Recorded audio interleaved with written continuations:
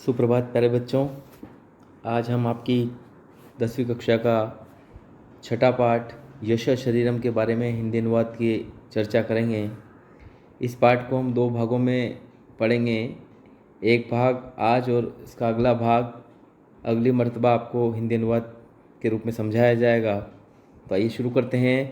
आज का हमारा पाठ षष्ठः पाठ यश शरीरम। यश शरीरम मतलब यश रूपी शरीर। इस पाठ की खासियत यह है कि इसमें से कथाक्रम संयोजन के रूप में एक जो कथा है आपकी उसको क्रम में संयोजन करने के रूप में 5 नंबर का एक प्रश्न वार्षिक परीक्षा में आता है। तो आप इसकी कथा को अच्छे से श्रवण करें, अच्छे से सुने और क्रम उसका ध्यान रखें कि मैंने किसके बाद में क्या बताया है। तो आइए शुरू करते हैं। हमारा आज का टॉपिक यश शरीरम, यश रूपी शरीर। लिखा है गंगा तीरे मार्कंडे नाम कश्चन मुनि वसति स्म। अर्थात गंगा तीरे मतलब गंगा नदी के किनारे मार्कंडे नाम के एक मुनि रहते थे। गंगा नदी के किनारे मार्कंडे नाम के एक मुनि रहते थे। तस्य गुरुकुले बहवः शिष्या आसन। बहवः मतलब बहुत सारे। उनके गुरुकुल में, तस्य मतलब उनके, गुरुकुले मतलब गुरुकुल में, उनके गुरुकुल में अनेक या बहुत सारे शिष्य थे। वासुदेव तस्य प्रिय शिष्य, अर्थात वासुदेव जो था उनका प्रिय शिष्य था। तस्य 12 वर्षात्मकम अध्ययनम यदा समाप्तम तदा गुरु तम आहूय अवदत्। आहूय का मतलब होता है बुलाना, अवदत् का मतलब बोलना। 12 वर्षात्मक का मतलब होता है 12 वर्षों की। अध्ययनम मतलब शिक्षा, समाप्तम मतलब पूर्ण होने पर। तो ये बोले हैं तस्य मतलब वासुदेव की या उसकी, जो वासुदेव है उसके बारे में बता रहे हैं गुरु कि उसकी 12 वर्षों की शिक्षा पूर्ण होने पर गुरु जी ने उसे बुलाया और बुलाकर कहा, क्या कहा? शिष्य, अर्थात शिष्य, अधुना भवान सर्वविद्या पारंगत अस्ति। अर्थात अब तुम सारी या समस्त विद्याओं से पारंगत हो गए हो। अतः इतः परम स्वग्रामम गंतुम अर्हति भवान। इसलिए अब तुम यहाँ से अपने गांव जा सकते हो। गमताम पूर्व भवता द्वारकापुरस्य देवराजस्य गृहं दृष्ट्वा आगंतव्यम। गमताम पूर्व मतलब गांव जाने से पहले या जाने से पूर्व तुम्हें, भवताम मतलब तुम्हें, द्वारकापुरस्य मतलब द्वारकापुरी के, देवराजस्य मतलब देवराज के घर पर जाना है और देख कर आना होगा। क्या बोला? जाने से पहले तुमको द्वारकापुरी जाना होगा और देवराज के घर को देखकर आना होगा। किंतु गृहस्यांत न गंतव्यम इति, परंतु देवराज के घर के अंदर या किंतु घर के अंदर नहीं जाना होगा। मतलब आपको क्या करना है? द्वारकापुरी जाना है, देवराज का घर देखना है और देवराज का घर देखकर वापस आना है, घर के अंदर नहीं जाना है। यहाँ से हमारा दूसरा पैराग्राफ स्टार्ट हुआ। आगे लिखा है वासुदेव तस्मिन एव दिने द्वारकापुरम प्रति प्रस्थितवान। तस्मिन एव दिने मतलब उसी दिन। वासुदेव जो था उसी दिन द्वारकापुरी के लिए प्रस्थितवान मतलब चल दिया या निकल गया या प्रस्थान कर गया। वासुदेव उसी दिन द्वारकापुरी के लिए प्रस्थान कर गया या चल दिया। दिन त्रयात्मकस्य प्रयाणस्य मतलब 3 दिनों तक चलते रहने के उपरांत। अनंतरम मतलब उपरांत। दिन त्रयात्मकस्य प्रयाणस्य अनंतरम तम ग्रामम प्राप्य सह ग्राम द्वारे स्थिताम जनान अपृच्छत। 3 दिनों तक चलते रहने के उपरांत या बाद में उस गांव में पहुंचकर, जहाँ पर द्वारकापुरी गांव था, उस गांव में पहुंचा और गांव में पहुंचकर लिखा है वहाँ पे प्राप्त सह ग्राम द्वारा स्थित जनान अपृच्छत। गांव में पहुंचकर उसने गांव के प्रवेश द्वार पर कुछ लोग खड़े हुए थे, उनसे पूछा। क्या पूछा? क्या बोला मैंने कि 3 दिनों तक चलते रहने के बाद वो उस गांव में पहुंचा जहां उसको जाना था, पर उस गांव के प्रवेश द्वार पर कुछ लोग खड़े हुए थे। उनसे, खड़े हुए लोगों से वासुदेव ने पूछा। क्या पूछा? देवराजस्य गृहं कुत्र। देवराज का घर कहाँ है? क्या पूछा? देवराज का घर कहाँ है? वृथा किमर्थ गम्यते तत्र। वृथा किमर्थ गम्यते तत्र। उनमें से कोई बोला कि वहाँ पर व्यर्थ क्यों जाते हो? वहाँ पर व्यर्थ क्यों जाते हो? इति उपेक्षया वदंत ते देवराजस्य गृहस्थलम सुचितवंत। इस उपेक्षा के साथ या उपेक्षापूर्वक कहते हुए कि वहाँ क्यों जाते हो, ऐसा कहकर उपेक्षापूर्वक उन्होंने देवराज के घर की ओर संकेत कर दिया, इशारा कर दिया कि इधर चले जाओ, यहाँ इधर चले जाओ, संकेत के रूप में बता दिया कि इधर उसका घर है। आगे लिखा है अग्रे गतः स कूपात् जलम उद्वरन्ती महिला याचित्वा जलम तत्पिबन ताम अपृच्छत। अग्रे मतलब आगे जाकर, गतः मतलब चलकर, आगे चलकर उसने कुएं से, कुपात मतलब कुएं से, जलम उद्वरंती मतलब खींचती हुई, अर्थात आगे चलकर उसने कुएं से पानी खींचती हुई महिला से क्या किया, याचित्वा मतलब मांगकर, आगे चलकर उसने कुएं से पानी खींचती हुई महिला से मांगकर जल प्राप्त किया या जल प्राप्त किया। पिबन ताम अपृच्छत, और प्राप्त करने के बाद उस जल को पीकर उसने पूछा, क्या पूछा उनसे क्या पूछा उसने, देवराज गृहम कुत्र, अर्थात देवराज का घर कहाँ है। मैंने क्या बोला है कि आगे चलकर उसने कुएं से पानी खींचती हुई महिला से जल मांगा और जल मांगकर उससे जल को पिया, और उसने फिर उस महिला से पूछा कि देवराज का घर कहाँ है। तब तस्य पापिना नाम किमर्थमम पुरते उच्चारयति भवान, अर्थात तुम उस पापी का नाम मेरे सामने क्यों उच्चारण कर रहे हो। क्या बोला है उस औरत ने उसको, वासुदेव को, कि तुम उस पापी का नाम मेरे सामने क्यों उच्चारण कर रहे हो। इति वदंती, ऐसा बोलती हुई, सा महिला तत्र निर्गच्छ एव, ऐसा बोलती हुई अर्थात क्या बोलती हुई कि तुम उस पापी का नाम मेरे सामने क्यों उच्चारण कर रहे हो, ऐसा बोलती हुई वह महिला वहाँ से चली गई। आगे पैराग्राफ में लिखा है, किंचित अग्रे गतः वासुदेव कंचित देवालयम अपश्यत। किंचित अग्रे मतलब थोड़ा सा आगे चलने के बाद वासुदेव ने कंचित मतलब एक या कोई, देवालयम अपश्यत मतलब एक मंदिर देखा। तत्र प्रसादत्वेन भोजन वितरण प्रचलते स्म, वहाँ पर प्रसादत्वेन मतलब प्रसाद के रूप में, भोजन वितरण मतलब भोजन वितरण का, प्रचलते स्म मतलब कार्य चल रहा था। क्या बोला है उन्होंने कि वासुदेव ने थोड़ा आगे चलकर एक मंदिर देखा, उस मंदिर में प्रसाद के रूप में भोजन वितरण का कार्य चल रहा था।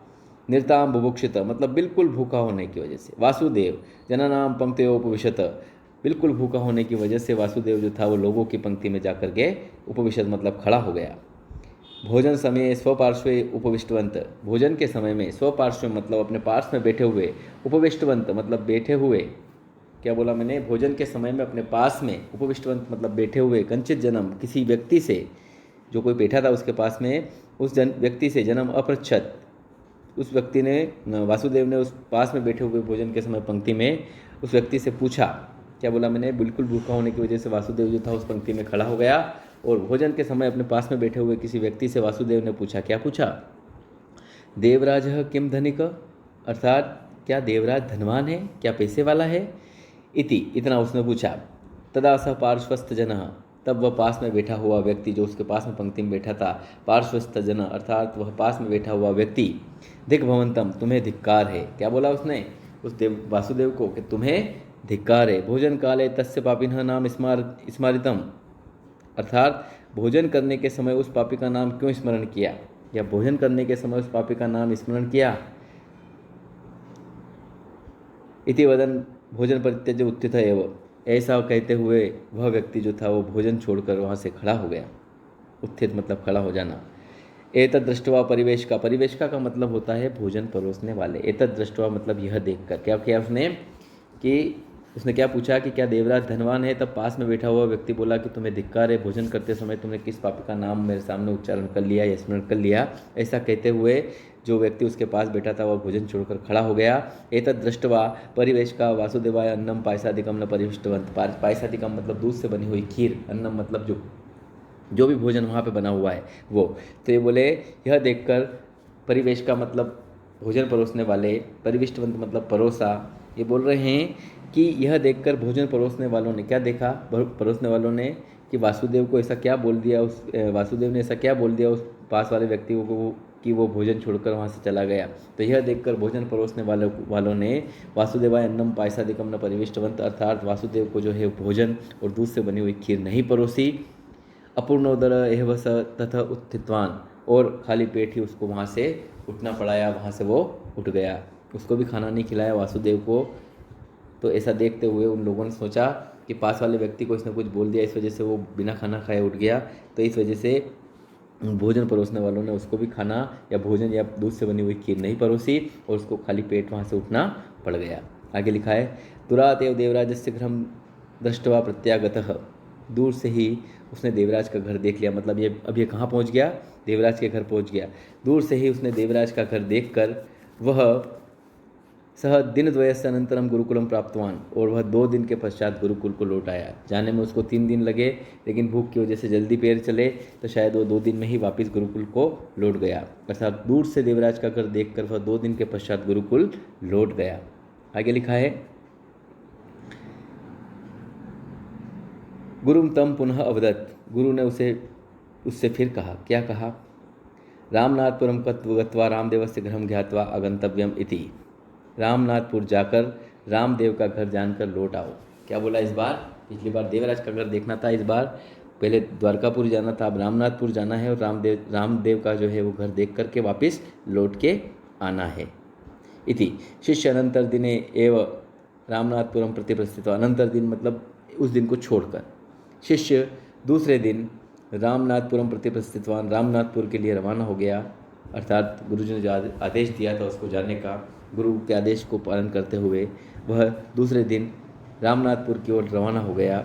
आगे लिखा है, मध्य मार्गे तेन सोमपुरम प्राप्तम, बीच रास्ते में उसे सोमपुर नाम का एक गांव मिला। क्या मिला? बीच रास्ते में, मध्य मार्गे मतलब बीच रास्ते में, तेन सोमपुरम प्राप्तम, जब वो अगले दिन रामनाथपुर के लिए प्रस्थान किया उसने, तो बीच रास्ते में उसे सोमपुर नाम का गांव मिला। तत्र स्वगृहस्य पुरतः उपविष्टाम कंचित मातरम अवदत्सह अम्ब, तत्र मतलब वहाँ उस गांव में, सोमपुर नाम के गांव में, उसको जाना कहाँ है? रामनाथपुर, पर उसको सोमपुर नाम का गांव मिला।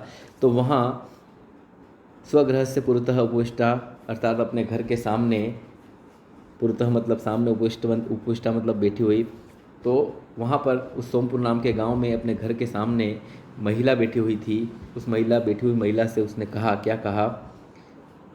अम्ब मतलब माता, किंचित जलम ददातु, अर्थात थोड़ा जल, या माता थोड़ा जल दे दो पीने के लिए।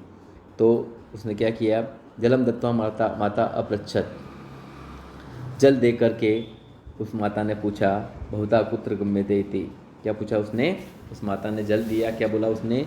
कि अपने घर के उस गांव में अपने घर के सामने बैठी हुई किसी महिला से उसने कहा कि माता थोड़ा जल दे दो। तो जल दे करके माता ने उससे पूछा, बहुता कुत्र गम्यते, तुम्हें कहाँ जाना है? तब वासुदेव बोला। क्या बोला? रामदेवस्य गृहं प्रति इति अवदत् वासुदेव, रामदेव के घर जाना है, ऐसा वासुदेव ने बोला। तब अगला पैराग्राफ, उस पैराग्राफ में लिखा है, अहो प्रातः स्मरणीय स इति उक्त्वा सा माता वासुदेवं सस्नेहम अंतः नीत्वा भोजनादिकम दत्त्वा सत्कृतवती। सत्कृतवती का मतलब होता है आदर करना, भोजनादिकम मतलब भोजन देना, नीत्वा मतलब ले जाना। तो बोले, अहो प्रातः स्मरणी, जैसे उसने बोला कि मुझे रामदेव के घर जाना है, तो उसने बोला, अरे वह तो प्रातः स्मरणी है, मतलब सुबह उठते ही उस व्यक्ति का नाम लेने लायक व्यक्ति है। इति उक्त्वा सा माता, ऐसा कहकर वह माता वासुदेवम सस्नेहम अंतः नीत्वा, वासुदेव को स्नेहपूर्वक घर के अंदर ले गई और उसे भोजनादिकम दत्वा सत्कृतवती, अर्थात उसने क्या किया? स्नेहपूर्वक भीतर ले गई और उसे भोजन आदि देकर उसका सत्कार किया, या उसका आदर या सत्कार या सम्मान भी किया। क्या बोला मैंने इस लाइन में? कि जैसे उसने बोला है कि मुझे रामदेव के घर जाना है, तब उसने क्या बोला उस औरत ने? अरे वह तो प्रातः स्मरणीय है। ऐसा कहकर उस वासुदेव को वो अपने घर के अंदर ले गई, भोजन आदि खिलाया और भोजन खिलाने के साथ साथ उसका सादर सत्कार भी किया या उसका सम्मान भी किया। आगे लिखा है, ततः निर्गत वासुदेव रामनाथपुरम प्राप्य रामदेवस्य गृहं कुत्र। ततः निर्गत मतलब वहाँ से चलकर वासुदेव ने रामनाथपुर पहुँचकर इति कंचित अपृच्छत, रामदेवस्य गृहं कुत्र इति कंचित अपृच्छत, अर्थात क्या किया? वहाँ से चलकर वासुदेव ने रामनाथपुर में जो पहुँचा और पहुँचकर किसी व्यक्ति से उसने पूछा कि रामदेव का घर कहाँ है। क्या लिखा है? रामदेवस्य गृहं कुत्र, रामदेव का घर कहाँ है। जिस व्यक्ति से उसने पूछा उसने क्या किया? सह अपि सत्कृत स्वयं आगत्य रामदेव गृहं प्रदर्शयत। सह अपि, जैसे उस व्यक्ति से पूछा कि वहाँ से चलकर जब वासुदेव ने रामनाथपुर पहुंचकर किसी व्यक्ति से पूछा कि रामदेव का घर कहाँ है, तो सह अपि सत्कृत्य, अर्थात उसने भी उसका सत्कार किया और स्वयं आगत्य मतलब स्वयं आकर के रामदेवस्य गृहं प्रदर्शित, अर्थात स्वयं आकर के उसने रामदेव का घर दिखाया। दुरातेव तदृष्ट वासुदेवम गुरुकुलम प्रत्यगच्छत, अर्थात दूर से ही उसने रामदेव का घर देख लिया और वासुदेव वापस गुरुकुल की ओर लौट आया। यहाँ तक हमारा जो है वो पहला भाग समाप्त हुआ। इसके बाद दूसरा भाग अगले बार में आपको बताया जाएगा और सिखाया जाएगा। मैं आशा करता हूँ कि यहाँ तक आप सभी बच्चों को पहला भाग समझ में आया होगा और इसको क्रम वाइज ध्यान रखें, क्योंकि इसका कथाक्रम संयोजन परीक्षा में पूछा जाता है और इसका अगला भाग अगली बार में आपको सिखाया जाएगा, समझाया जाएगा और अनुवाद बताया जाएगा। यहाँ पर आज हमारा टॉपिक समाप्त हुआ। धन्यवाद। Goodbye my dear student.